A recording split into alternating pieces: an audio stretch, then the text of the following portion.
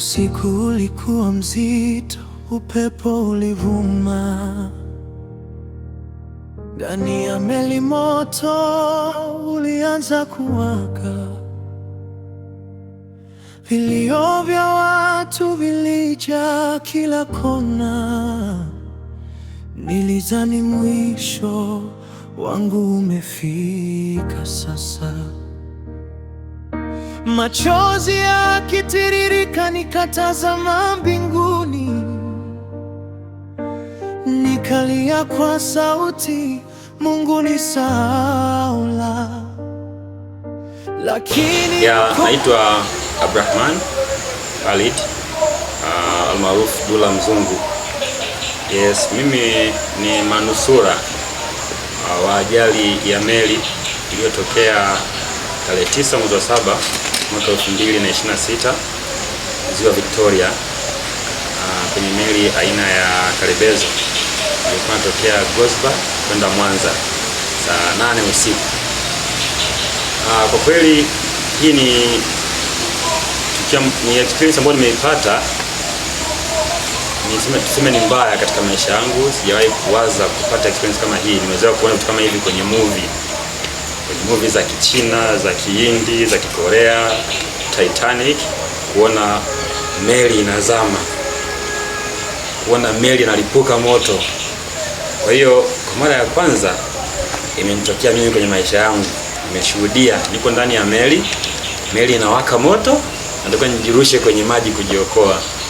Nikakaa ndani ya maji masaa karibia 8 na nikaokolewa asubuhi saa 1. Namshukuru Mungu nitoka salama. Kwa hiyo nataka nishare na wewe ile tukio lilivyokuwa na namna gani niliokoka na jinsi gani nilianza roho kutokea. Kwa kweli ni tukio ambalo ni baya, sio zuri, ni bad experience. By the way, tulianza safari ya kutoka Gosba kwenda Mwanza saa 3 usiku. Ilikuwa ni tarehe 8 mwezi wa 7 2026. Safari ilikuwa nzuri, nilibook kitanda, nikalala usingizi mzuri. Saa 3, saa 4, saa 5, saa 6 safari inaendelea vizuri. Saa 7 tukaamshwa na nahodha, kapigwa alarm bwana kwamba na hitilafu, meli inawaka moto. Nini shida? Engine ime overheat. Hiyo meli inawaka moto. Nikashtuka usingizini kuangalia na moshi mkubwa umetanda. Watu wanakimbia, taharuki sasa, huku na kule, huku na kule. Sasa mimi nilikuwa nimeshalala kitandani, kwa nikaruka. Sijavaa viatu, sijavaa nini. Ruka, nikatoka, nikawai life jacket. Tukakimbia wote nje ya meli, yaani upande wa mbele. Tukaacha upande wa kichwa ndio kuna moto umekolea. Moto umejirundika wote sehemu moja kwa muda mrefu. Moto unazidi kukolea kule. Baadaye ikalipuka. Ndani kulikuwa na petroli ndani impakiwa, na baadhi ya vitu ambavyo vinachochea moto pia ikalipuka. Na ile meli pia kwa sababu material yake ni fiber, ikawa ni rahisi kushika moto na kusambaa haraka. Ule moto kama tufuata sasa tuliposimama, ambapo tunajaribu kujiokoa. Hapa na pale, moto ushafika karibu hapo.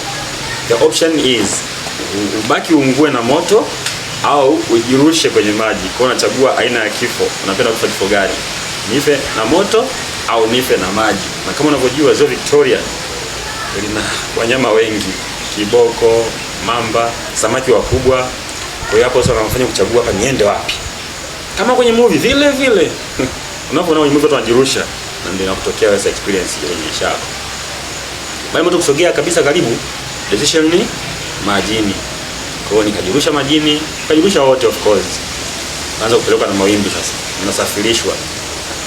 Tukagawanyishwa. Kundi moja linapelekwa huko, lingine huko, lakini wote mko ndani ya maji. Na tunapelekwa na mawimbi, tena makubwa. Na kulikuwa na upepo mkubwa sana. Najua mwezi wa 7 kuna upepo mkubwa sana kwenye Ziwa Victoria. Kwa kutokana na uzoefu nafahamu hilo. Kwa hiyo upepo ulikuwa ni mkubwa sana, watu push na mawimbi. Tukapelekwa mbali, mpaka tukaule moto tena wa meli hatuoni. Ilikuwa mida ya saa 8 usiku. Usiku wa manane, giza nene. Moto unawaka ule tunauona, tupo ndani ya maji. Hatuoni mwisho wa ziwa kwa sababu ni giza, alafu pili tupo katikati ya kina kirefu. Ukiangalia huku huoni mwisho, huoni mwisho, huoni mwisho. Maji ni mazito. Kwa hiyo tukawa tunaendelea kupelekwa. Napigwa na wimbi, unazama. Unatumia pumzi yako kurudi juu. Unatapika. Kama kidogo unapigwa tena na wimbi unazama. Hiyo ni saa 8, saa 9, saa 10, 11, 12, saa 1. Unapigwa na wimbi, unazama. Unatumia pumzi yako kurudi juu. Rudi juu. Unatapika, unapigwa tena lingine. Kwa hiyo unakunywa maji yanaingia mdomoni, masikioni, machoni. Hatari kwa kweli. Kwa hiyo na baadhi zetu kwa wanaishiwa nguvu, ndio hivyo, wanabaki njiani mumo, wanaishiwa nguvu, ndio hivyo. Kwa hiyo tunapungua. Sasa tu idadi kamili, tutatoa vyombo vya usalama huko, lakini tulipungua kwa kweli. Dakika za mwisho saa 1 tukaona boti. Imetafuta muda mrefu sana inasemekana. Imeenda kwenye eneo la tukio ikatukosa.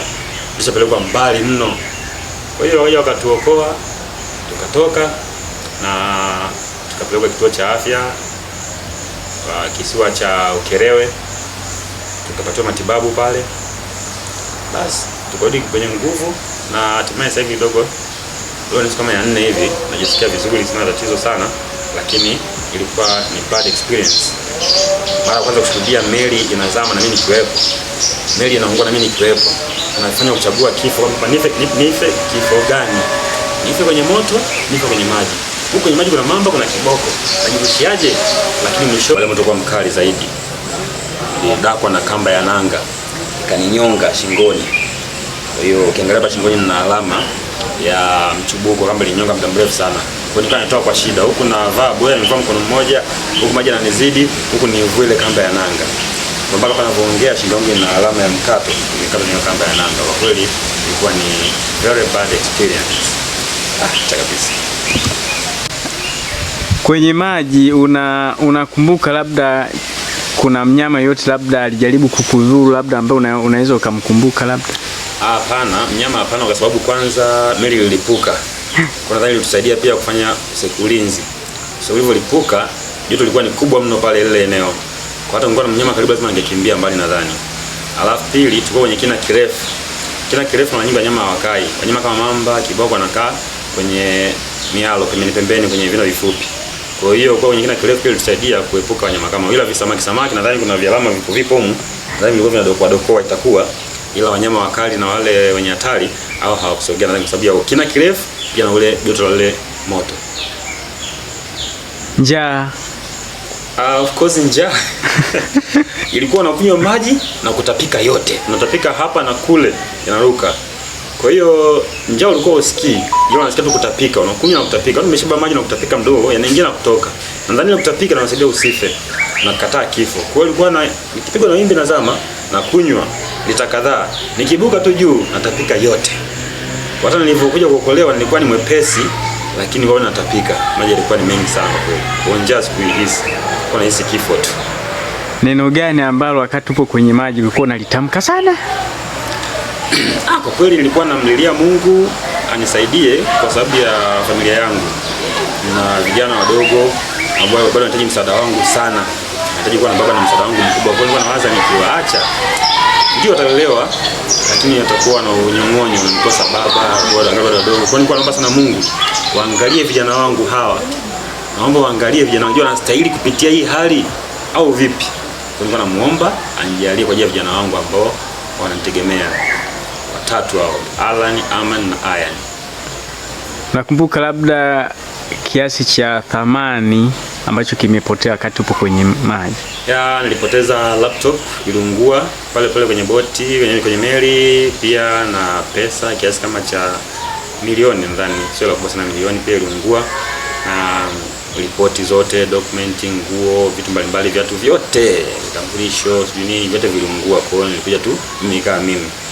Nilitafuta simu mpya, tafuta laptop mpya na nikaanza maisha upya, lakini niliona haina shida. Wote nilipata ndani ya siku moja nilinunua. It means uhai ilikuwa ndio kitu cha muhimu zaidi pale. Hali ya hewa ya baridi kwenye maji Yaani ulihisi vipi na uliwezaje kukabiliana nayo yani? Kweli Ziwa Victoria temperature yake inapofika mida ya saa 8 saa 9 inakuwa iko chini sana. Nadhani saa 12 kwenda juu inakuwa at least ya ipo juu inaweza kufanya kwa survive, lakini kuanzia saa 8 kushuka chini maji yameshapoa. Ni baridi sana na nilikuwa natetemeka sana. Na ilifikia kipindi miguu ikawa haikunji, imekufa kama guns. Yote miwili ikawa haikunji ndani ya maji. Yaani haikunji hivi. Kuona ugelea miguu imenyooka hivi, haikunji. Kwa hali ya hewa kwa kweli baridi ilikuwa ni kali sana na ilinisumbua sana mpaka asubuhi. Ulivyoona msaada unakuja kwako, ulihisije? Yani ulihisi nini? Kwa kweli nilikuwa nishaishiwa na pause na nguvu kila kitu. Na nilikuwa nishanyosha mkono kwamba na mimi imeisha hiyo. Kwa sababu alikuwa anachoka, alikuwa ananyosha mkono, jamani mimi bye bye. Mimi bye bye. So mimi pande wangu nilikuwa nishaishiwa nguvu. Nikaanza sasa hivi kiongezeka nusu saa au dakika 20 na mimi ninakufa. Kwa mpaka boti inafika nilikuwa siwezi kuongea. Wala kufanya support, nimenyosha tu mkono hivi, yani nimelema, nimenyosha tu mkono hivi. Mbao huyo anibeba nitele, nilikuwa nishaishiwa kila kitu. Pumzi kwa ishaanza kuisha, nguvu ishaishiwa, miguu ishakufa ganzi, kwa hiyo hata nani unakuwa unashindwa. Kwa hiyo nanyosha tu mkono, unajua hapa ni tayari dakika 10 mimi napotea. Ndio boti katokea. Kwa hiyo nilivyoiona hata uchingelele nilishindwa kwa sababu kuna nguvu yoyote. Wale kitu kanivuta kwenye boti. Na hivyo nilikuwa na mzee mmoja amefariki pembeni yangu, natembea naye kama boya. Kwa sababu mzee alifariki mida ya saa 10. Ndio ambaye nilimtangaza mida ya saa 10 na alikuwa pembeni yangu. Kwa hiyo nikawa sana najaribu kutembea naye kwa nimefungana miguu, natembea naye kama ni anisaidie kama life jacket sasa, kwa sababu ameshafariki Azami. Kwa hiyo nikawa natembea naye of course mpaka mwisho tunaokolewa na yeye pembeni yangu. Kwa akatolewa, ndio akamfunga, akamwattend, nadhani wakampeleka huko panapostahili. Haukuwa na woga kukaa na maiti jirani yako? Kwa kweli nilikuwa naogopa maiti zamani kabla sijapata ile tukio. Lakini baada ya ile tukio nina maiti kitu cha kawaida sana. Sababu mtu anakufa na watu very simple, ni haishtui. Mtu anakufa anataka kwambia asili nimechoka. Anakufa ni simple, kwamba ni hakuna complication kwenye kifo, yani kwamba ni kitu ambacho ni very simple na cha kawaida. Kwa hiyo yule maiti anaona kama rafiki yangu tu, mdogo tunamfuata na mimi, yani tunaungana saa yoyote. Yakatangulia na baada ya 10 na mimi naungana naye. Wewe ni rafiki yangu na wewe rafiki yako, na tunamshika wote, mnaenda wote pamoja, kwamba ni ndio rafiki yako yule kwa muda ule, na wewe ujue, kwa sababu ujue anakuja saa ngapi kuokolewa, ujue unaenda unapeleka mpaka wapi, ujue msaada unakuja saa ngapi. Kwa sababu inachofuata hapa ni kifo tu, na watu wanakijua kitakuja, kwamba utakuja saa ngapi hujui, unaenda mpaka wapi hujui, saa ngapi utatoka hujui, ile unajua nitakufa basi saa fulani, basi unachokijua hicho, kwa hata maiti uiogopi tena pale. Kutoka salama. Na njoo tusaidie sisi hapa, sio uwezo wetu, hapana. Ila ni Mungu na dua za wananchi. Waliposikia meli imezama, walituombea sana kwa kweli. Walituombea. Ndani dua zao Mungu alizipokea na hatimaye tukatoka salama. Kwa na wenzangu, of course tukatoka salama, kwa nashukuru Mungu. Ndio haya kwa nipenda kushare na nyie leo kwenye ajali yangu ya tarehe 9 mwezi wa 7 2026. Ajali ya meli iliyowaka moto ndani ya maji na kuzama. Na ile ufanya sisi tukue kwenye maji tuogelee kwa masaa 8 ndani ya maji usiku, kina kirefu chenye futi zaidi ya 100 na kutoka salama. Kwa ni of course ni historia ambayo sitaisahau kwenye maisha yangu, na nitamleta wanangu, watu wangu waje waijue na waishuhudie kwamba kijana wao, ndugu yao aliyopitia. Ningependa kumalizia kwa kusema kwamba napenda kuwashukuru Mwenyezi Mungu kwa kuendelea kuniweka salama, nimepusha na kifo. Bado natabika niishi duniani, nifanye mambo mengi ya kumpendeza. Namshukuru sana Mwenyezi Mungu kwa hilo, maana watu wamefariki. Mimi nisomba ni mtu wa thamani sana, ni wa maajabu sana, ila ameniokoa. Kwa nimshukuru sana Mungu. Cha pili nishukuru wananchi wa maeneo ya Muleba, sana Mutwe, Msuguri sekondari, ambao walipata taarifa walianza kuniombea. Niliambiwa kwamba mpaka bodaboda mtaani walikuwa wanaomba, kiambia nini mzungu, wengine wanashika majiuzuu, Qur'an nasoma, wengi walikuwa wanaguswa.